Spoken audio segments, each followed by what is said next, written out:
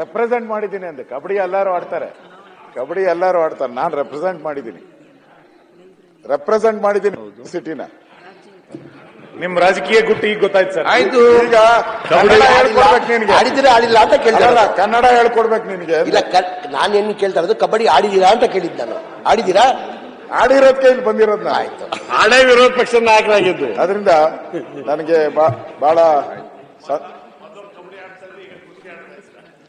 ಇಲ್ಲ, ಕುಸ್ತಿ ಆಡಕ್ ಬರಲ್ಲ. ಕುಸ್ತಿ ಆಡಿದ್ರೆ ಯಾವತ್ತೂ ಏನೋ ಆಗ್ಬಿಡ್ತಾ ಇದ್ದೆ. ಆಯ್ತು, ಮುಂದುವರಿಸಿ. ಸನ್ಮಾನ್ಯ ಅಧ್ಯಕ್ಷರೇ, ನಾನು ಕೂಡ ಕಬಡ್ಡಿ ಪ್ಲೇಯರು, ಯೂನಿವರ್ಸಿಟಿ ರೆಪ್ರೆಸೆಂಟ್ ಮಾಡಿದ್ದೀನಿ. ಇವತ್ತು ಬಹಳ ಖುಷಿ ಆಯ್ತು, ಸಂತೋಷ ಆಯ್ತು.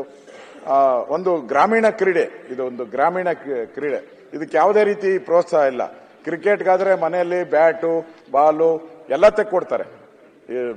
ಕಬಡ್ಡಿಗೆ ಯಾರು ಏನು ತೆಕ್ಕೊಡಲ್ಲ. ಓನ್ ಇಂಟ್ರೆಸ್ಟ್ ಮೇಲೆ ಆಡುವಂತ ಒಂದು ಕ್ರೀಡೆ ಇದು.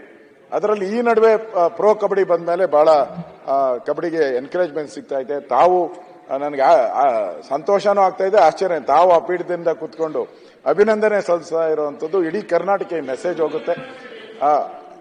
ಯಾವುದೇ ಯೂನಿವರ್ಸಿಟಿ ರಾಜ್ಯದ ನೋಡಿ ಇದೆ, ಆ ಕರ್ನಾಟಕ ಈ ಕರ್ನಾಟಕ ಬಿಡಿ ಅದು ಮಂಗಳೂರಾದ್ರೂ ಕೂಡ ನಮ್ಮ ಜನ.